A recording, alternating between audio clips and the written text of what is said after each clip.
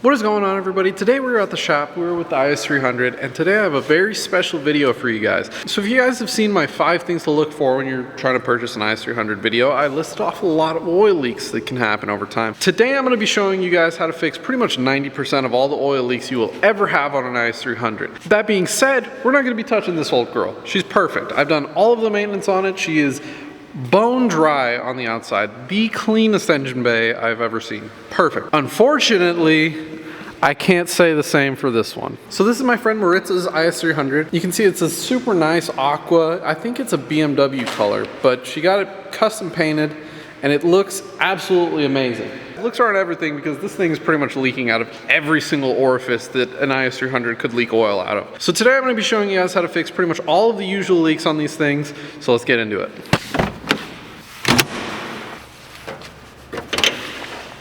I always forget she doesn't have a prop rod.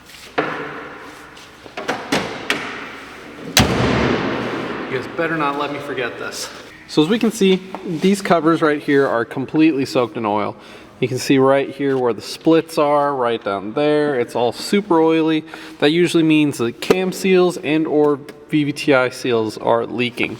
So that pretty much means that we have to do the entire timing belt on this to get to the cam seals, to get the VVTI gear off and rebuild that. So today we're going to be doing the valve covers, we're going to be doing the front engine seals, the cam seals, the crank seals, and the VVTI gear. We're going to be replacing the drive belt and the harmonic balancer also. Alright, so first step is done. We got the girl in the air. Now we can go ahead and take the intake tube off, and then all of these covers can come straight off. So I'm just going to real quick just go boom. That was quick. So now I'm going to pull the intake all the way up until this seam right there. We've got to take all of this off so that we can get both of the valve covers off. So I can't say I'm extremely happy with whoever replaced these valve covers last or did whatever work they did last, because all of these connectors are just snapping off. That's 2 connectors so far that I've tried to unplug, and both of them have just broken. Oh my god, that's so bad, dude. It's glued in, there's silicone inside of there. And it's so brittle that like literally it just falls apart. Oh god, I don't know how I'm gonna do this, dude. This sucks! Alright, so fortunately I got all the little bits of pieces of connector out of this section. But take a look at this old guy. That is, yeah, that's not how that's supposed to look. The entire insides of the connector broke. So I'm gonna have to fix that, and I'm not too happy about it. Oh look, another throttle body connector that needs to come off that doesn't have the locking tab on it. I wonder if this one's gonna break. Oh yes, look at that, dude! They're so brittle. Yep, there goes the entire outside of the connector. That's awesome. That is all that's left of this connector. Only the insides, only the guts. At least that came out of there smooth. I'm gonna have to replace that one too. Alright, so we officially got the full intake off as far as we need to go. You guys can see we got the little white pipe that goes here, and then the throttle body, we just left it hanging. Of course, the one coolant pipe has to come off of it. Other than that, we broke 3 connectors getting into there, so those 3 are gonna have to be replaced. So I'm gonna go ahead, take the radiator out, take all of this stuff off. You guys have already seen all this stuff if you guys have seen my timing belt video. It's all in there. I'm just gonna go ahead and do it. I'll see you guys in a bit. Oh guys, I can't do it. I absolutely cannot take what is going on right now. So you guys have seen all the connectors that have been breaking, right? I found more wiring stuff. So right here, you can see our fan wires, right? They're routed over here, nice little zip tie right there. Where's the connector? Where's the connector? What am I talking about? I'll show you guys what I'm talking about. So, I have a completely stock IS300 right here, right? Everything on the engine bay works. Everything in the engine bay is nice, right? We're gonna go ahead and pop that hood. Oh, look, our 2 fan connectors are right there. Why? Why, you might ask? So that we can pull the radiator out. But some imbecile, I don't even want to see what's under this electrical tape. I I don't even want to see what's under this electrical tape. You guys saw my soldering versus crimping video. I guarantee these are soldered connections, and I guarantee they're going to be the grossest, most just charred and nasty solder connections I've ever seen. And I don't even want to look. I don't even want to take the tape off. But we're going to do a little bit of digging. We're going to be doing a little bit of automotive archaeology and see what happened there. And I'm gonna fix it, but every single thing. There's like 7 million things. Every time I find something, I'm like, okay, that's probably the last thing. Another thing pops up. Another thing.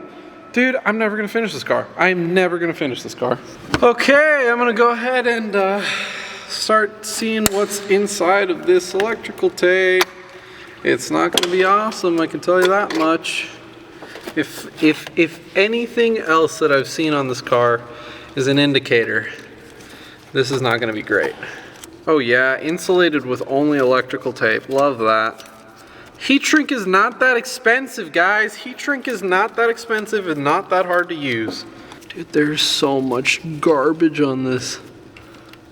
Oh my god. Alright, here comes the big reveal, boys. What's it gonna be? Is it gonna be a solder? Is it gonna be a crimp? What is it gonna be? Oh my, dude, it's even worse than I thought. It is even worse than I thought. Oh, no, yeah, it's a really bad solder. Oh, it's a really bad solder. Horrible joint. Hasn't wicked in all the way. You can see a lot of the solder is just sitting on the surface. See, that's a horrible solder joint, and you can obviously see the hard section goes all the way over there because that's right where the wire starts to bend. It looks like this has probably been munched on by the belt a little bit. This is what I've always been talking about, is the fact that it's not that soldering necessarily by itself is inherently bad. It's the fact that people don't know how to do it, or in some situations just can't do it well because you don't have a lot of space. Whatever it is, a bad solder joint is just very easy to achieve. And this is even worse because I need to unplug those, and now I can't, pull the radiator out without pulling one of these numbers. That's how I'm gonna pull the radiator out. That's how I'm gonna have to pull the radiator out. Boom. Cut. I'm gonna have to do the same thing on these ones. I'm not even gonna unwrap that one. I'm just gonna go ahead and do that right quick, and now we can pull the radiator out. Maritza, I hate your car, but it's gonna be better. It's gonna be better after this. It's gonna actually work. But right now, it's garbage and I hate it. And I'm not happy that you made me work on it. Not happy about it. So now that the radiator's out, we can kind of see the extent of our oil leaks. They're pretty bad. Like literally this is all just caked. That's disgusting. That is absolutely disgusting. So that's all gonna get cleaned off, but it's so dirty. Oh, it's so dirty. All right, now for the fun part. That wasn't even bad. We got lucky on this one, boys. We got lucky, but I think somebody else has done this timing belt before because the timing belt looks relatively new. It's coated in oil because they didn't actually fix the leaks. All right, boys, I think I'm gonna go ahead and call it there for the night. It is getting a little bit late and I've got to go to work tomorrow and it's a little bit of a drive to get out here. So I'm gonna go ahead and just leave this where it's at. Basically, I've got everything disassembled right before I get to any of the oil seals. I just gotta pull valve covers, I gotta pull these cam gears, and I gotta pull the crank gear, which all of this is pretty easy stuff to do. I'm probably gonna come back tomorrow. I have to order some connectors and everything for the throttle body. There's like the 3 connectors that I'm gonna have to do. I think one of them's pedal position, one of them's throttle position, one of them is the actual motor. So I'm gonna have to replace those guys. I'm gonna see about ordering the connectors for the fans. Maybe timing covers also. We'll see what kind of stuff I can get tomorrow. Honestly, I don't know how deep Maritza wants to go with any of this stuff. So I'm gonna talk to her and I'm gonna see what she wants to do about it. And I'll be back tomorrow with whatever parts we decide on, and I'll go ahead and finish this thing. You know I gotta get that tunnel blast for you boys.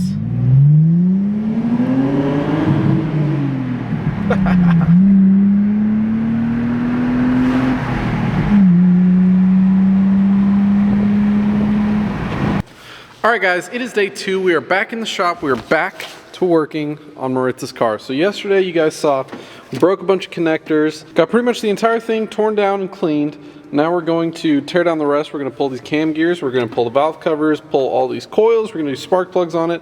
Basically full service on this thing. I'm not going to do a whole lot of talking about it. Let's just get into it. I don't know if you guys know this about IS300s, but they double as toolboxes very nicely. Boom. Everything I'd ever need right here. So I also went out and got her a new timing cover because her old one, let me see if I can show you guys, this thing is absolutely chooched. It's got a window. That's not supposed to. So that's gonna be a brand new piece for that. These guys were a little crusty, but can be cleaned up and they're fine. That guy though was chooched. Also, we picked up the 3 connectors that we ended up breaking, so they will be replaced. We got that guy, we got this guy, and then we got that old girl. So all those are gonna get replaced. I wasn't actually able to get the connectors for the fans, unfortunately, because the connectors on the fans themselves, basically this side of the connector, I can't get. So I'm gonna have to figure something out for that. I'm probably just gonna use some generic 2-pin connectors on these guys and just wire them in so that we don't have to cut the wires every time we want to pull the radiator. Just a bunch of dumb stuff that honestly we shouldn't have to deal with, but this car's had a little bit of a rough life, but that all ends today because she'll be up and running soon. So we're just gonna go ahead and put, wow, what? Dude. Okay, I've got the GoPro on because I'm still shooting the POV, but oh my God, guys, I tried to pull this cam gear, right? So normally what I do is I put the adjustable here and I grab another wrench and pull this bolt. Dude, literally, I didn't even start pushing yet. Like, I just kind of like smacked it a couple times, like just a little palm of the hand, and it just came loose. Like, that's scary. I'm so glad we caught that. Oh my God, that's horrible. I don't know who did this timing belt last, but there's so much messed up stuff here.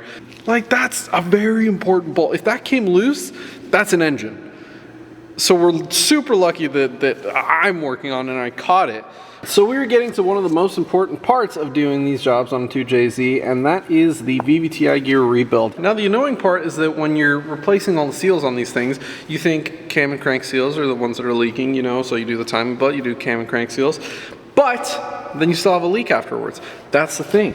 It's normally this thing that's leaking. On high mileage cars, these VVTI gears tend to leak quite a bit, and these are the ones that actually make that large amount of oil on the engines, because these leak a lot when they go. So I'm gonna go ahead and rebuild this one for Maritza. If you have the technical prowess to be able to get one out, you can rebuild it easy. So this is the entire rebuild kit. You guys can see it's that front little seal and a big O-ring that goes inside of this guy.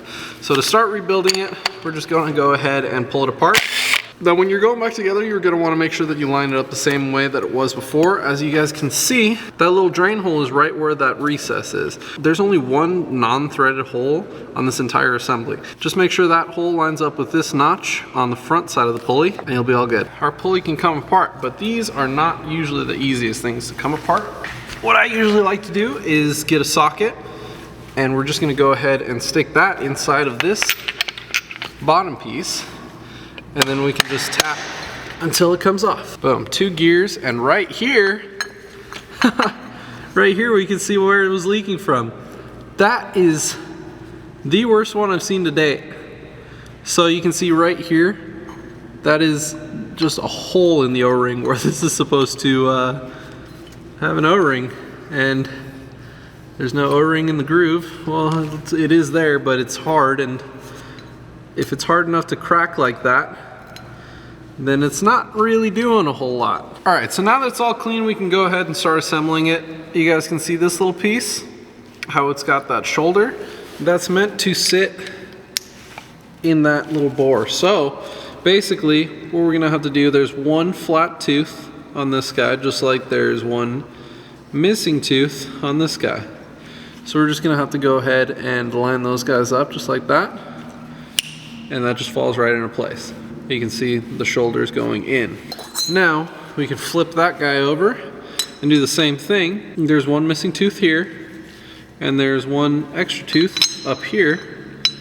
We'll just have to slide that on in like that. Now, I've got to go ahead and get the O-ring seated in this groove. What I usually like to do is get some assembly grease and just kind of line the O-ring groove with it. That'll help the O-ring to stick inside of there. So once I line that with grease, I'm gonna go ahead and just wipe away the excess. So just like that, we got our entire groove nice and lined with grease. We can pull our O-ring out. All right, so the O-ring comes a little bit smaller than the actual groove is, so I like to stretch it out a little bit and then shove it into the groove. And you can see just like that, the O-ring is sticking. So we're gonna have to work a little bit fast before it shrinks back out of the groove. We can go ahead and stick our pulley on. Remember, this notch has to go towards that hole.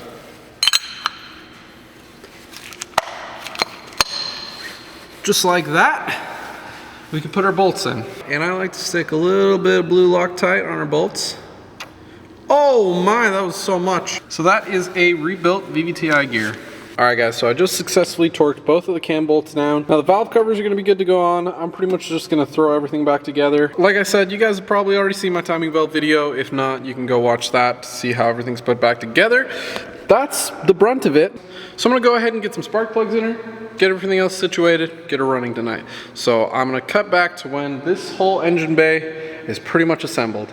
And it's going to be in 3, 2, 1... and we're pretty much done. So I got pretty far on it. The only hiccup that I really ran into was this new crank pulley that she got. Actually looks like it's already getting separated. You guys can see the gap in between. That's quite a bit of a gap, and it was enough to where the ribs didn't line up for the belt. So I'm just gonna go ahead and have her return this one. I threw the other one in there because so far, I mean, like, it wasn't bad. It looked like somebody had used a chain wrench to get that one off, so I'm a little sketched out about it, but I'll just go ahead and have her return this one, get one that actually fits. So yeah, I'm gonna have her get a new one, and then we'll probably put it in one of these days and not have to worry about it. That being said, I'm tired. I think I'm gonna get out of here. Got a long drive ahead of me, so we're gonna go ahead, close the toolbox, go home. All right, boys, we are back for another day of torturous labor on Maritz's car. So as you guys saw in the past couple days, we've been doing a lot of timing belt stuff, water pump, all the seals and everything, getting this thing back into tip-top, perfect running condition. The only thing that we have left pretty much is to throw the radiator in. Now you guys saw that our radiator fan connectors are just missing. Yeah. Love that. So we got two 2-pin connectors that we're going to use to wire both our condenser fan and our regular radiator fan up with. That way we'll actually be able to remove the radiator without having to cut wires again. So I'm going to go ahead and wire these guys in. Of course, we're going to crimp them in, and we'll be good. We'll throw the radiator in, get the cooling system bled, and get that car back on the road. All right, so you guys can see for all these broken connectors, these are the new ones. I went ahead and took off these old crusty ones. These ones I can literally just like break in my hands, like that's garbage. So these guys just slip on over the original terminals. Once you just stick them in the new clip, they'll clip in, and then you can push in the secondary lock, and that's a brand new connector. It's almost like nothing ever happened. Alright guys, so right here you can see our little shitty solder joints. So I'm going to go ahead and replace those with some nice connectors that we can unplug. I'm going to leave links to all of this stuff on Amazon for you guys so that it's nice and easy. Of course, we're going to need our strippers and crimpers, a nice set of flush cuts to cut some zip ties. I'm going to be wrapping this all in some flex tubing just to make sure that everything's nice and protected, and of course some electrical tape to go with that. And the star of our show, these nice little blue crimp connectors. So these guys are going to be very important. That's going to be what's going to allow us to hook these connectors up to these wires. First off, I'm going to go ahead and pretty much just cut as far down as I need to get away from any of this crusty old wire, and it looks like right around here is where it stops. All right, now I'm going to go ahead and cut this sheathing away from this stuff so we can go ahead and get started with our repair. All right, so that should be enough exposed wire for us right now. I'm gonna go ahead and use my strippers to strip a good enough length of wire to be able to crimp that. And I don't like to twist them, I just kind of pull up on the wires so they're nice and compact. Then I can stick first end into our crimp connector. We're going to be using the side of the crimpers that's meant for insulated terminals. Just give it a good little squeeze, tug test, it all passes. So we're going to do the same on the other side. Go ahead and get that guy. We can unbox our new connectors. Basically what I'm going to do is I'm going to have one of the female ends on one of the fans and one of the male ends on the other one, just to make sure that we can't mix them up. So I'm just going to do black to black and then red to blue. I'm not really sure what those mean, but we'll look up the wiring diagram a little bit later just to make sure that the polarity is going to be right on them, so we're not pushing. That would be pretty unfortunate if that was the case. So we're perfect. That'll be pretty much just zip tied right there just to make sure that it doesn't go anywhere. So you can see our joint is super nice, super strong, not going to go anywhere. Now, this is one of the important parts of any sort of wire repair, is strain relief. So basically these crimp connectors come with a heat shrink outer sheathing. So we're just going to use a lighter to go ahead and shrink that heat shrink down, and that's going to give us a good strain relief to make sure that our wires aren't going to get messed up. And you guys can see all the black, that's just the carbon coming off of the butane. So that'll just wipe off. There we go. So that, you can see a little bit of adhesive coming out. These are adhesive lined heat shrink tubing. So it's super nice and weatherproof, so we aren't gonna have any trouble with water ingress. Same with these connectors. These are actually weather pack connectors, so they've got little rubber seals on all of the wires to make sure that no water can get inside and corrode our connections. This is the correct way to repair something like this, not just soldering it together and fucking the next guy, right? This way it's serviceable, it's nice, it looks good. That is a solid connection right there. So now you guys can see our other connector has the seal on it. That will just plug straight in to that. So I'm gonna go ahead and wrap this section in some nice tubing just to help strain relieve it a little bit more and zip tie that to the fan shroud. Of course, we're using Toyota red coolant, which means that we're gonna have to dilute it. So this is the part where we're gonna have to channel our inner bartenders. Yeah, look at that. So the nice thing about these funnels is that they really tell you what's going on in your cooling system. So you can hear how it's bubbling up like this. That only happens when you don't have any leaks in your system. If you do have any sort of leak in your cooling system, it just goes down without burping like that because the air actually has another place to escape in the cooling system. The fact that this is burping like that means that we're good and means that we have no leaks.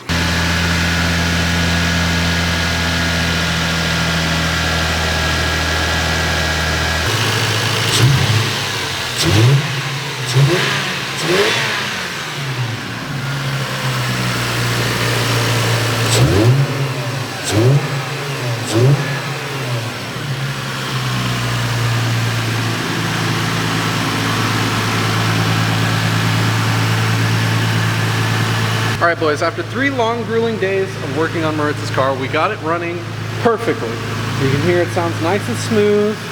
Fans are plugged in the way that they should be. We got all of our coil connectors replaced, along with a bunch of throttle body connectors that were broken. This little vacuum line is replaced. This thing is pretty much a brand new car. At this point, all the maintenance is done on it. She's got no oil leaks. I am happy. So that is how you fix pretty much 90% of the oil leaks that will ever happen on an IS300. The only other ones that I ever really see are the rear main seal, but that's a whole nother topic for another day. Honestly, they're a lot more rare than this stuff. 90% of the IS300s out there have these issues. So if you can fix these issues, you got a brand new car. That being said, I hope you guys enjoy the content. If you guys have any questions, do not hesitate to ask me down in the comments or DM me on Instagram. My DMs are always open. And I'll see you guys next time.